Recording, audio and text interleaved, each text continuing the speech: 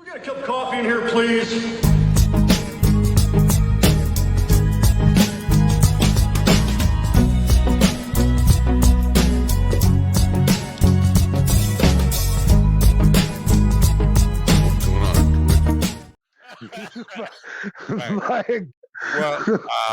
Well, my guest here is here. We're going to bring him in just a second. I just want to say I have blackmail material on Carl, which is the only thing that's keeping him sort of in check from because if he could, he would humiliate me and embarrass me all day long and just say bad things about me. But I have. I love Carl, but let's face it. He would fucking bury his whole family for a joke. He makes I mean for a joke. But there was a long stream that they did, his podcast. Sometimes they drink for hours and hours and hours. Right. And him and Brock and Jamie were like so fucking inebriated. And then there came a point where Carl started like mock jacking off, and he didn't know I was watching and capturing this stuff, and basically using a little AI stuff so it's got him with like all S&M gay bondage stuff, and he's jacking off in the middle of it. And I posted it on Twitter. I posted it on Twitter. He said, "Please take that down." So I took it down. But the other night when I was looking for commercials to run, I found it, and I was like, I still got this stuff in case Carl ever gets out of fucking hand. I know how to put him back in line. Anyway, Gary Michaels is with us. Gary Michaels is the only biker comedy hypnotist in the world, and we're gonna, get on it, folks, over there in the chat room, do some fact checking on this. The only one in the world. I'm sure there's one in like Czechoslovakia. We just got like nobody. First of all, nobody can get hypnotized in Czechoslovakian because nobody understands the language. And there is no Czechoslovakia anymore, right? There is Czech Republic, whatever that is. Anyway, I'm just rambling here. He's the only biker comedy hypnotist in the world, and his stage show will no doubt leave you in stitches. He been talking about his performances for years to come. Gary is not only an accomplished comedy hypnotist, he is also one of the most recognized voices in the nation, as well as an accomplished magician, comedian, voiceover artist, narrator, radio, TV personality, actor, master of ceremonies, writer, producer, and also sings in a southern rock country band. Ladies and gentlemen, that's cool. That's a lot of stuff. That's a lot of hats. Ladies and gentlemen, please welcome Gary Michaels to the Coffee with Dog. Gary, welcome. Good morning. Good morning. That's a lot of shit, man. I'm tired. All that stuff I do, I'm just tired. By the way, I want y'all to know, at my age, I don't call it masturbation anymore. I call it a systems check. Yeah. Changing your oil. Yeah, I get it. And it's funny. I heard you talking about that S&M bullshit. My grandson lives next door, and my daughter came out and she said, "Dad, I found a magazine, some S&M bondage stuff under his bed. What do I do?" I said, "Well, you probably can't spank him." Yeah, that's how those issues start. I wouldn't whoop his ass because he'd probably enjoy it too damn much. Dude, my wife gets so mad at me because I'm really good at pestering her to the point where she hits me, but that's what I'm trying to get her to do in the first place. Yeah. So it's funny. Miss April, I'm sure she'll pop in here in a minute, but every time I'd give her an orgasm, she used to punch me in the face. And I'm kind of getting into it there for a little while, until I found out she was faking them all. I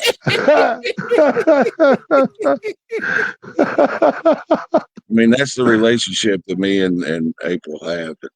She texted me the other day. I was out and about riding somewhere or whatever. She texted me, and I got this text that said, "Come home. I want to try a new position." Dude, whatever the fuck I was doing, I jumped on the bike. I'm driving bat out of hell, going through traffic on my motorcycle. Got home, and position had already been filled. God damn. Man. Well, good morning, everybody. Good morning. It's 10 a.m. early, man. Jesus Christ, it's early. It's a great way to introduce yourself, Gary. Yeah. Thank you, man. So with the hypnotist stuff, when you got into hypnosis, was it to score chicks? Because when I got into hypnosis, that I was a teenager, and the only reason I got into it was to try to manipulate women. You know, it's funny that I hypnotized April the very first night I met her. I promise you, this is a true story. Very first night I met her, I hypnotized her, and I ain't woke a bitch up yet. She has not heard that safe word. Right. No. Oh yeah, there's lots of safe words. She called me. You know, it was funny when we first got together, and you know we were having our fun, and she called me some other guy's name out of the blue, and I'm like, "What the fuck?" I'm like, "Who in the hell would name their son Wrong Hole?" That happened to me as a teenager once in the front seat of a Lincoln Town car. Nice. You ever have you ever try the dolphin sex? What's that? Dolphin sex, yeah. When you stick it in the wrong hole, you go. There is some twitching involved. That's for sure. That's for sure. So I got to tell you, I just learned that joke a day or two ago. Some guy, random guy, we were out listening to a friend of mine who plays music. His name's Kevin. And I'm doing these magic tricks for these people and cracking jokes and just doing whatever. He said that to me. He said, "You tried dolphin sex?" And what is that? And what was weird is we're here on Panama City Beach, and the place we was at, there was dolphins literally out there in the bay. You know, they're out there playing and whatever. And the guy said, "You know, me and my wife, we have dolphin sex." I'm like, "What is that?" He said, "You stick it in the wrong hole." She goes, I'm like, "Dude, I'm using that shit." That was funny. Yeah, that's fabulous. That's weird. There's a problem with dolphins raping people. They are, yeah. They're very sexual. There's two animals in the whole world that have sex for fun: humans and dolphins. I didn't know they. That's. I learned something. Yeah, man. Yeah, only us and them have sex for pleasure. Yeah. Yep. Why do you think I live on the beach, man? The water's right there. She gets, All right. She gets crazy. I go to the beach. Where you going? I said, "We'll go have some sex, man." Dolphins. Give me some dolphin puss. Very weird. A kinky So dolphin. to answer your question, you see this, right? Yes. To answer your question, the reason I got into hypnosis was simply because I suffer from depression. Wow. Like most people in the world, a lot of people deal with depression, and depression's a real thing. I don't necessarily like to use the term mental illness or mental health. I don't necessarily like that term too much, but I was going through a really, really, really bad time in my life, and hypnosis is literally what brought me out of it. And so, as a magician, as an entertainer in general, I'm researching about hypnosis, and there was a comedy hypnotist that popped up on a video, and I started watching everything he did. And I watched this other corporate hypnotist. I watched videos of everything they did, and I researched and read and whatever. And next thing you know, I'm hypnotizing people. And as a comedian and a magician, I'm like, dude, I could put all this shit together and turn it into something. Right. And I love my motorcycles. I mean, this is everyday attire for me. Right. I'm like, there's no bikers out there doing this kind of shit. Right. They're not going to see me coming because I don't look like a hypnotist. I don't look like a comedian. Right. You're one of them. Yeah, I don't look like a magician. So when I'm doing all the magic and then the comedy and then I hypnotizing people making their dicks fall off and all that kind of stuff, that's the coolest thing ever. That's the fear, though, isn't it? I mean, that everybody's. Well, you're gonna make me cluck like a duck, or whatever. Right? Yeah, they do that all the time, and they ask me, "You gonna make me cluck like a chicken?" I'm like, "No promises. I don't know." Right. So wherever the mood takes us, I'll give you an example, man, of how much fun this is.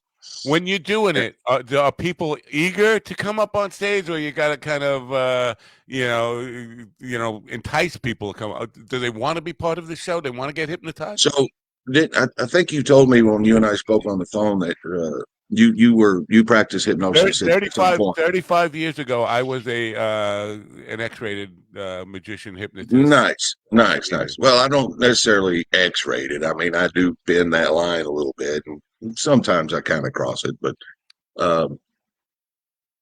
I don't do. My technique is a little different than most hypnotists. A lot of hypnotists will, be on stage and there's, 200 people out there and they say, okay, if you want to be hypnotized, come up here on the stage. I don't do that. To me, this is just my personal opinion.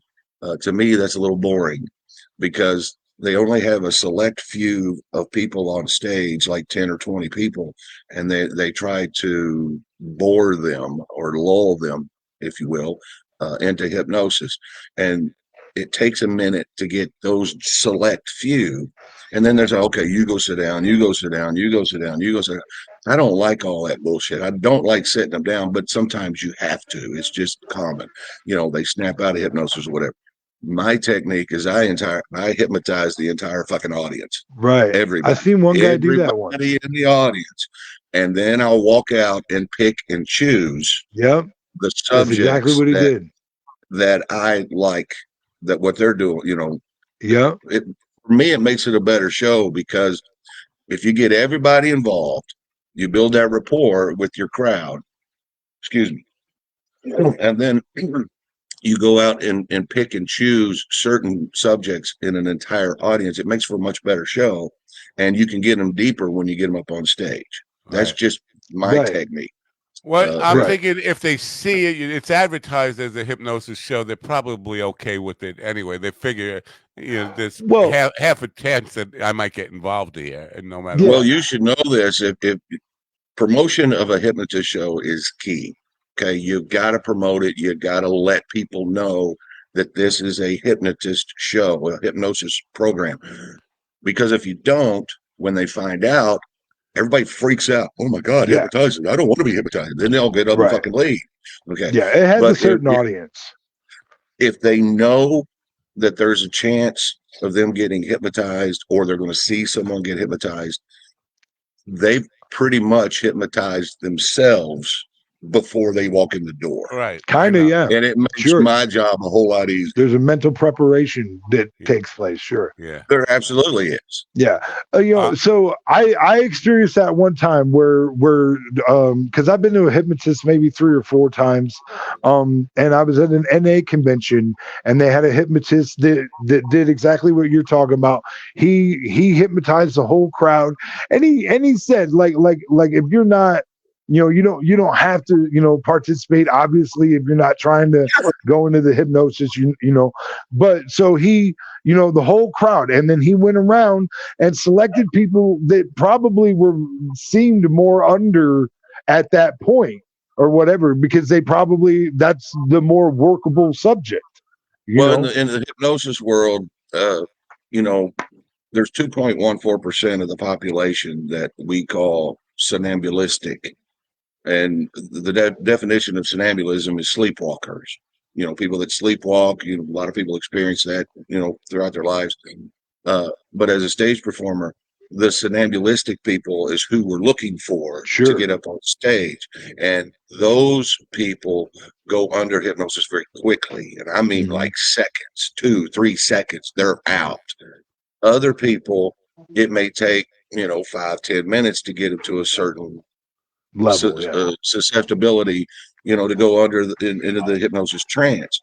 Now, if let's say, for example, I've got, 10 people up on stage and only 3 of them are very well deep into hypnosis, somnambulistic, and the other ones are almost there, but you can get them there through fractionation. If you do that enough, you can get other people to get into that somnambulistic state. But in the meantime, they're still hypnotized enough to where you keep them up on stage. They're still doing part of their suggestion, or they're falling over, and all that kind of stuff. But it's the other 3 that are deep that you can make do all kinds of weird phenomena. Right. The audience is focusing on them. They don't give a shit about the rest of the people. They're focusing on them. But I keep them up on stage as long as they're under a certain state of hypnosis, I keep them up there because it just makes the show look a whole lot better and images everything. Sure. And he knows as a hypnotist, you're still a performer. Right. You have to put on a show, and as an entertainer, image is everything. Absolutely. And then you hopefully you don't suck when you're up on stage. You may Right. look good, but if you suck, you're going to look good doing it. You know what I'm saying? Yeah. That's how I operate. That's how my brain works. Now, how much magic? 'Cause I always like to, and maybe you'll disagree with this, but I always like to explain hypnosis to people. Like, hypnosis is just simply a magic trick without the props. It basically, that's the way I explain it to them, to make them feel comfortable with it. Like, you don't have to wear. Magic. A magician is not going to really saw you in half. Hypnosis, it's not. I did that to my ex-wife, man. I was one show only, though. But how much magic do you incorporate in the show? And is it I small incorporate a magic little like bit you just did, or illusion? No, okay, that's a great question. I do incorporate magic on stage. Matter of fact, I'm working on a new bit now. I'm fixing to go on a cruise at the end of the month. We're performing on this cruise ship. If it's okay, I'd like to talk to you guys about this cruise. If it's okay, Absolutely. I'm just looking give at people a your little tour dates information. now, and we could talk about all of them. But the cruises, So, definitely. yeah, we got a gig in Newport Richey, Florida this weekend, and we're coming back here to Panama City Beach for Thunder Beach. We got one show there, and then we're leaving, go back to Tampa to get on the cruise. But anyhow, I do some magic on stage, stage magic, but I do a lot of close-up magic. For example, let's see if you can see this. All right, you ready? Yeah. See if I can.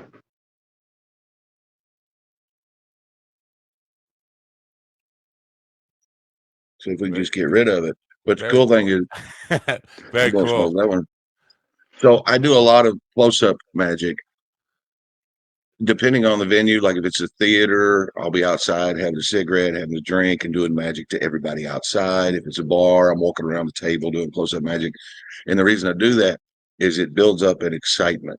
Right. If you do as a close-up magician, you better be fucking good, because if you're not, they're going to pick you apart. Right. That's just human nature, man. They do that. Even if you're good, oh, I know how you did that. Oh, I saw this, or I saw that. And, I don't give a fuck. And especially if you're doing shows for bikers, man, they're the time, the window you get with bikers is usually, in my experience, much smaller to impress them. like you better impress them quick. Well, that's interesting. Do you get a big biker audience, or the bikers? Well, I do a lot of bike shows. I mean, I do travel the circuit with all the bike rallies. Sturgis is obviously, we were there this year. We did 10 shows up at the Iron Where do you perform in Sturgis? Iron Horse. Okay. We're at the Iron Horse, and then there's a little small place outside of Sturgis called the Spur Creek Saloon. Very quaint, little hole in the wall. Beautiful ride to get there. Cool. It's that's what matters during Sturgis anyway. Yeah, man. It's a working ranch. They got buffalo and bighorn cows and horses and all kinds of weird shit out there. It's a big wedding venue. Right. But I don't just do biker shows. We do comedy clubs and theaters and cool. Right, I just want to mention to people, October 28th to November 4th, the High Seas Rally Cruise. Now, is that sold out, or can they still buy tickets for that? Because it's pretty soon, right? So I'm so glad you mentioned that. There are a few cabins still available. Yes, we're only a couple of weeks out. But let me explain something about the High Seas Rally Cruise, man. I was on this boat in 2019, and it is by far one of the most coolest gigs I've ever done. The most incredible people I've ever been around in my life. The human beings on that boat were so much fun. This year is going to be out of control. They brought me back, and then we got Lita Ford, we got Thorogood playing for us in Key West. The band The Outlaws. I don't know if you guys remember The Outlaws. I love The Outlaws. One of my favorite Southern rock bands ever. Yeah, man, Henry, and he also was in Black Hawk, the country band. anyway, there's a lot of great performers. We're giving away motorcycles, giving away $250,000 in cash. As a matter of fact, one of the bikes that was a custom build was built by a guy The named dog poop in the Xavier. house? Huh? The dog pooped in You the gotta house. mute. I You smell gotta poop. mute yourself. Yeah, I mute him. Hey, never. Boy, hey, baby, I'm telling a story about the cruise, and the guy asked if the dog pooped in the house. Oh, he must have smelled it. Willie, That was funny, dude. I don't know. I don't think his earphones went out. His headphones Yeah, went he's out. over beating his head like this. The cruise, man, this year is just going to be insane. Xavier Muriel was the drummer for Bug Cherry, and he's one of my blood brothers. Wow. And he built this motorcycle to give away on the cruise. And if anyone books their cabin now, they're automatically registered to win that motorcycle. Paul Yaffe built a bike that they're raffling off for the dialysis fund, which is what this cruise is about, is helping these people with the dialysis. I think there's 10 families that the cruise literally pays for their family, the machine, the doctors, the nurses, everything for this whole 7 days to let them come out and enjoy a vacation themselves. Because, being on dialysis, you can't really hardly go anywhere. But we bring on families on this cruise. And the motorcycle that Paul Yaffe built, they're giving that away. $20 raffle ticket, and all the money goes to the dialysis fund. Very cool stuff. Well, Yeah, this cruise is by far, if anybody's ever been on a cruise, this one will spoil you rotten. It is absolutely insanely fun, and just, dude, do you know, does it make any stops? I mean, or is it just a cruise on the water? I mean, no, we're leaving out of Tampa on the 28th of November. It's Halloween week. Halloween's my favorite time of year. So we're leaving out of Tampa, and we're going straight to Key West, and we're doing a Key West takeover. We're taking over the city. Wow. And then Thorogood is playing just for us on Key West that night. Then we're getting back on the ship, and we're going to Cozumel and Costa Maya. And then we're coming back to Tampa, 7 days. Wow. In the Caribbean. It's just going to be a blast, man. I'm jealous, man. I love Key West, first of all. Yeah. I love the Keys. Isla Morada is my favorite key. But if anybody wants to get on this cruise, you don't necessarily have to be a biker, but it is a motorcycle rally on a cruise ship. And in my experience, 99% of the motorcycle community, the biker community, are some of the most incredible people I've ever been around. Wow. And it's just like that on this boat. And if anybody would like to go, it's simple, highseasrally.com. Then go to the website. All I ask is, if you do decide to come and you're watching this podcast, mention Gary Michaels promo code. If you call them, just mention my name. All you got to do is say, Gary Michaels told me to call. They'll know what to do. But if you do it online, promo code Gary Michaels, man. I appreciate that. It's by far one of the best cruises, best gigs. I can't wait for it. And if anybody in our listening audience or our viewing audience does, please document it. Send us some photos. Send us short video clips of your time on the cruise, and we'll play them here. And hell yeah, man! It's just going to be something you do every year, right? So you're going to do it next year too. They've been doing this for 23 years. Yes, we're rolling next year. I can't really give you information about next year yet, because we haven't made the announcements. No. But next year, I'm really looking forward to next year too. Very cool. And hopefully they'll have me. I'm pretty sure they'll have me back. I'm hoping they will. I mean, it's not my first rodeo. Yeah. Rock band stuff and country rock. Are you a guitar player or? No, I'm saying I have dabbled in guitar a little bit. I don't ever play it in public because it's horrible. But I've been singing with the same pickers, the ones that are still alive, 30 years. Wow. I got a lot of great friends in the industry, both rock and country. Ted Nugent's one of my best friends. I was his narrator for him on the Spirit of the Wild TV show, which is on the Pursuit Network, runs 8 times a week. Great show. #1, Spirit of the Wild. I was Ted's narrator for 2 seasons. That was funny. Ted called me up on a Good Friday, and he says, Gary, I need a narrator for my show, Spirit of the Wild. Are you interested? And I'm driving. I'm like, yeah, I don't know, Ted. I'll check my schedule, see what it is. All the while I'm trying to keep the truck on the road, like because I was honored that he asked me. Wow. Daryl Worley, country singer, Aaron Tippin, country singer, Tracy Lawrence, Johnny Van Zant from Leonard Skinner. All these guys are friends of mine. Some of the guys in Foghat, the Outlaws. I know Henry and Randy, the bass player. I don't know them well. We've spoken on several occasions, but we're going to get to know them very well on the cruise this year. Very cool, man. But I owned a nightclub. Is where you get time to sing with the band between doing all your own gigs and being on, because your calendar is full as anybody's I've ever seen. Where you get time to actually go sing with a band and do what, because the voiceover work you do, Well, the voiceover work you can do pretty much anywhere. You plug into the computer, you get you a good microphone, get the right settings. You do that anywhere. My band, I sang with my band once this year in Kentucky, but just about everywhere we go, even here on the beach or in Arkansas or wherever it is we find music. I mean, I gravitate towards really good talent, and we talk to them for a minute or two, and then I'll get up and sing a few songs with that particular band. So that sort of fills in that void.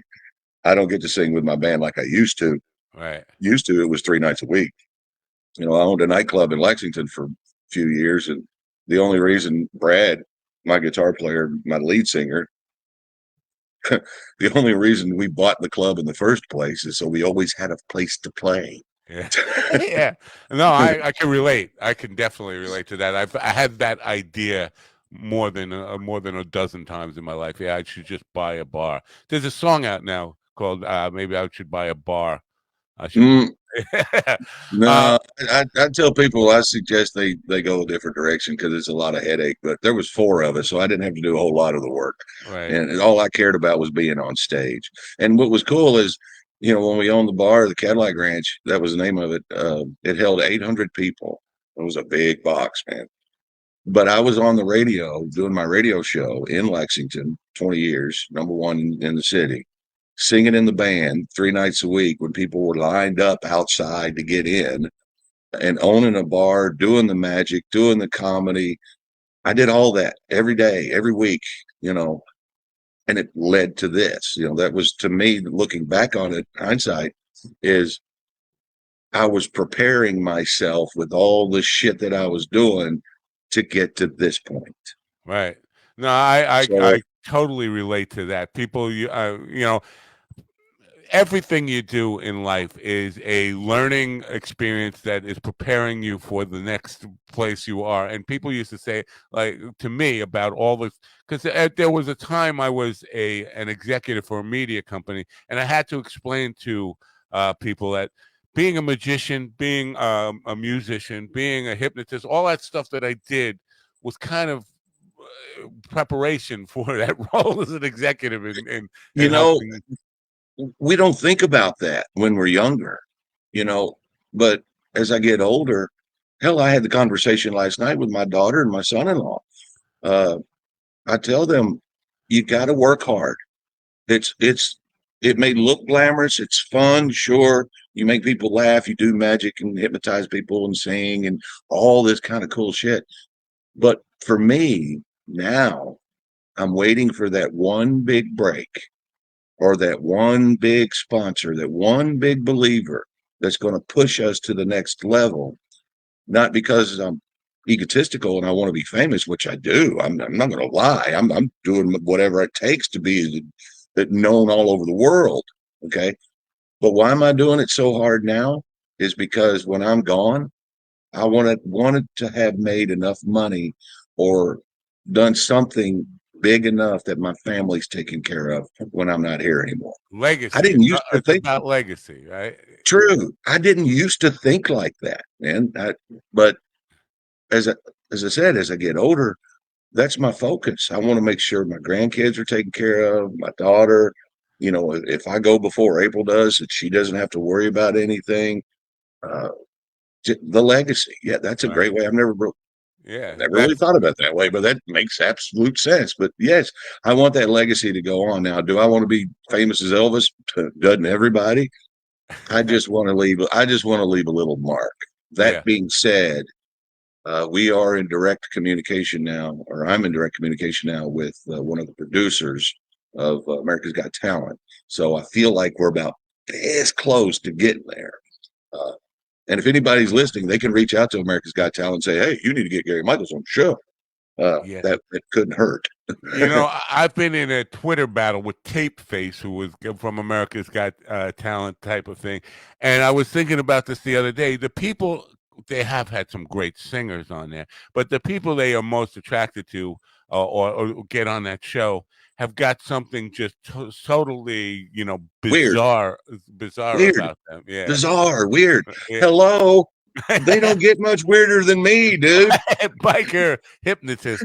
What came first, the hypnosis or the magic for you? Magic. I was probably 8 years old when I learned my first magic, or saw my first magic trick and learned it immediately. And then it was later in life that the hypnosis came in. Speaking of which, yeah. Hi, welcome back.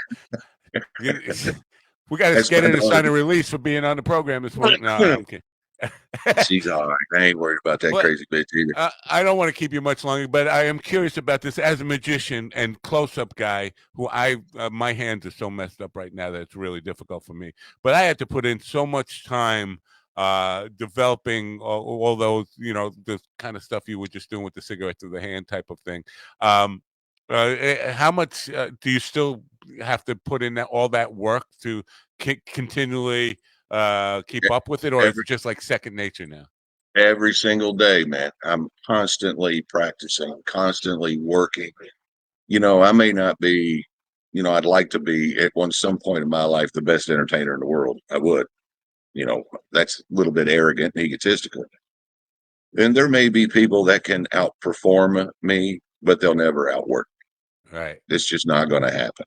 Right. I am constantly working, whether it be on magic tricks, whether it be learning more about hypnosis and how to be better hypnotist, whether it be writing a song, writing a commercial, writing a promo, producing the videos. I mean, constantly doing something. Right. Are you the CEO of Gary Michaels? No, April is. Okay. The reason I ask, because I've been working on my own stuff for forever, and just being for the last 15 years, I decided I was getting out of managing the entertainment business I'm in and being like a sideman. But now, with all these comedians that I'm trying to help further their careers, I'm considering getting into producing, and I'm working with a couple of comedy clubs. We're on Gov's Comedy Clubs Network now. I'm working with Six and Stones out here, and I'm looking to produce shows. And just I would love to have you up here sometime if we could work that out. Dude, I'm absolutely game. You just let me know. I'm very easy to work with. I do have a certain limit that I have to charge. Right. I have to, especially with everything that's going on crazy in this world right now. I've always said that this country was founded by geniuses. I mean, our founding fathers were genius, but this country right now is run by a bunch of fucking idiots. So, and I'm a little bit scared about that, but everything's going up. Obviously, I've got to charge a little bit more, but I will absolutely work with anyone if it makes sense for both of us. I'll work with you. My writer's very small, and all I care about, I don't care about. I've never been a big fan of the terms. He's a feature act. He's an opening act. Right, he's the headliner. I don't give a damn about all that crazy stuff. I just want to get up and do my show, and hopefully give the audience a couple of minutes of nothing but laughter and amazement, and make them forget about what's going on in this crazy ass world right now, man. That's all I wanted. I just want to perform. I love being on stage. that's my happy place. Very cool. I agree. And you know what? I've said this a lot of times, and people think it's like a morbid thing. I want to die on stage because that is my happy place. If I could choose a place to die, and we had somebody locally who did that. He had a heart attack on stage while playing a concert recently. And they're like, "You sure that's the way you want to go?" I was like, "Yeah, well, he was enjoying himself right up to the end. I mean, I would much rather go on stage and get hit by a truck on my motorcycle. I'm just telling you. and if we're talking about legacy, your family will be well taken care of if you die on stage. I promise you that." I know, right? I know. And to go back to what you were saying, yes, I'm doing I'm doing all the booking, I'm doing all the bird dogging, trying to track gigs down and all this kind of stuff. But man, I would love more than anything to to have someone manage me, tell me what to do. Gary, you got a gig here. I need you to be here at this time. Yes, sir. I'm there. Dude, I would love that. I would love some representation. That would be awesome. I hear you. Well, we want to wrap this up by telling people go to GaryMichaels.net, find out where you'll be, and the cruise is again once again it's October. The cruise is this October month. 28th to November 4th. High Seas Rally Cruise. There are still some cabins available. You can get in on that now. It sounds like the party to end 2023 on a great Dude, let me tell you, I mentioned earlier that Halloween was my favorite time of year. I used to throw a Halloween party at my house back in Kentucky, and the last party that I had 600 people in my backyard, with the band and all the props. And the newspaper came out, the TV stations came out, the radio stations came out.